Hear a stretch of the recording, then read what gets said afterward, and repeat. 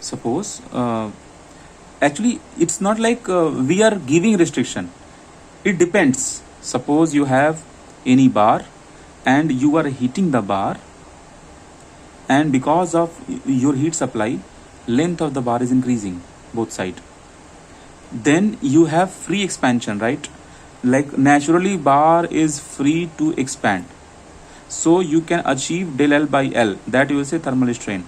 But imagine some cases, for example, imagine there is any wall, and here also you have any wall, and you are applying some beam here, any beam is applied here, and suppose you have sun. Because of sun, heavy heat is coming. You know, in some countries your heat reading is going around 60 40, around 40. Okay, so because of heavy heat, this bar will get up, this bar will heat up. Because of this bar will heat up, so length will increase.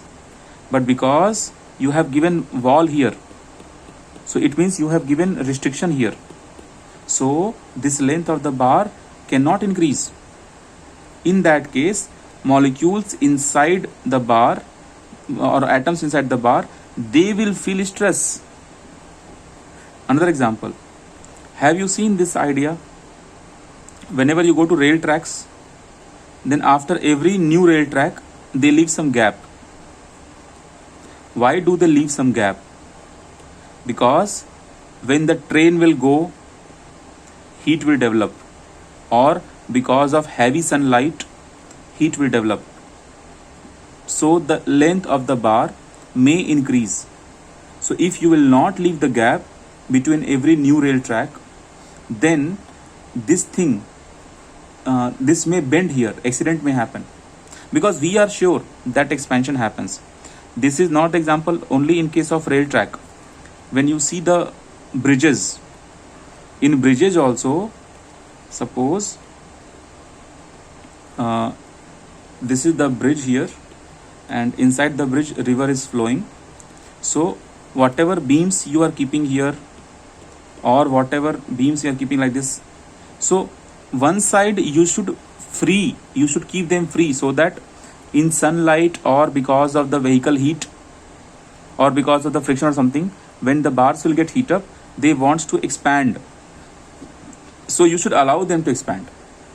So actually whenever you see bridges, if you walk through the bridges, you will see after walking some 50 60 100 meters, you will be having gap, then new cement will come, then gap, then again new cement will come, but this gap is very minimal, and some steel plates will be there.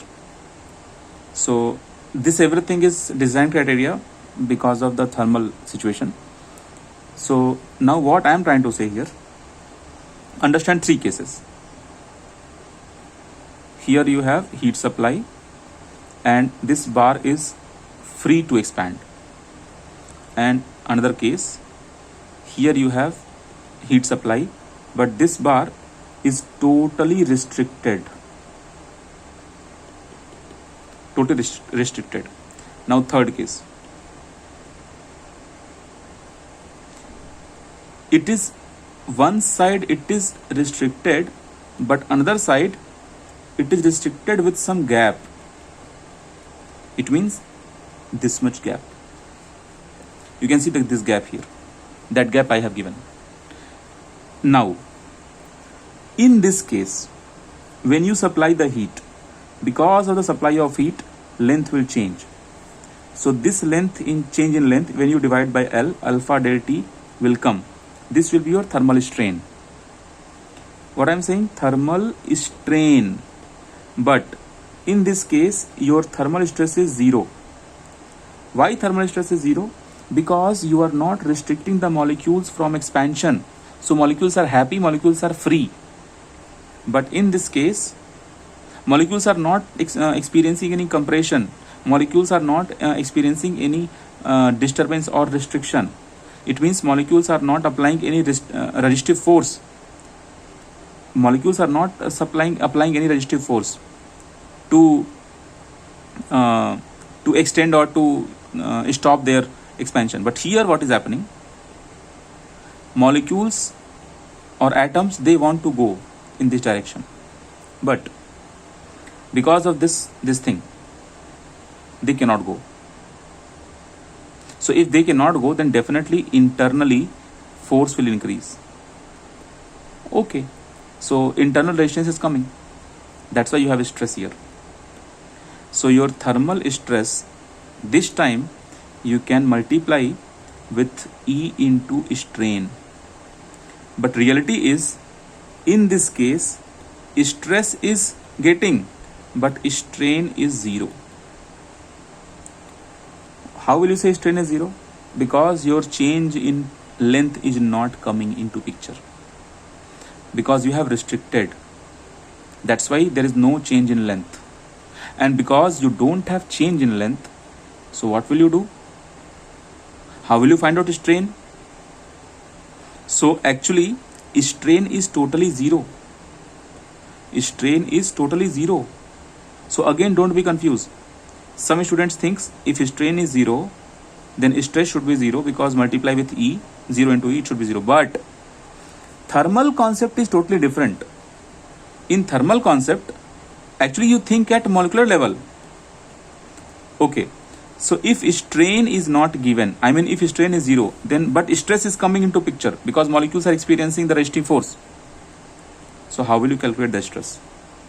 So to calculate the stress, you try to understand how much length was expanding because of heat supply. In that, how much length is not able to, try to understand, how much length is not able to increase. Get my point again? I will explain again. See, whenever there is heat supply, your del L will come into picture. Now, what is del L? Change in length. So suppose your del L was 0.8 meter. Just imagine. Theoretically, by using the formula del L is equal to L into alpha del T, you found that to increase the temperature of a particular material with original length L, change in length is coming this much. This is theoretical value. Theoretical value. Okay. So it means what? Just by applying the formula, you have to find out this. Imagine I have restricted the entire del L. So for the entire del L, stress will come into picture. So how will you find out that thermal stress? E into thermal strain. In real life, thermal stress is not happening. But how much stress, how much strain was happening because of this del L? At least that theoretical value we can keep here. So this del L by L, this multiply with E, you will be getting stress. It means strain is not there because you have restricted the complete length. Okay. Now consider the third case. Suppose in third case, out of this 0.8, you have given the gap of only 0.2. It means what? For this 0.2 gap, there will not be any stress because this is free expansion. No doubt here, no problem here. But for the remaining 0.6 distance, you have given restriction. So only for 0.6, you will be getting stress. So your stress is nothing but E into strain. Strain because of how much length? Strain because of restricted length. How much length you are not allowing to expand. So you can go in this way. In case you have a beam like this and you are giving this gap here.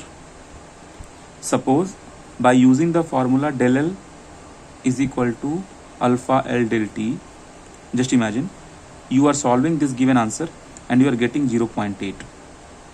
But imagine this gap is of 0.2.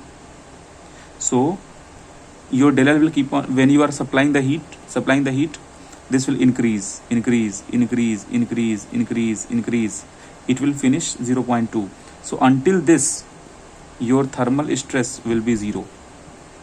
But after that, from 0.2 to 0.8, the remaining expansion, this expansion is of 0.6 meter, the remaining expansion. For this expansion, you don't have place here because you have given restriction.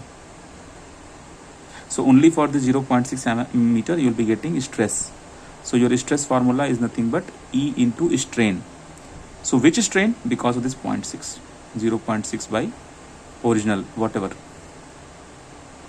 That's all. So this is the idea of stress and strain in case of thermal.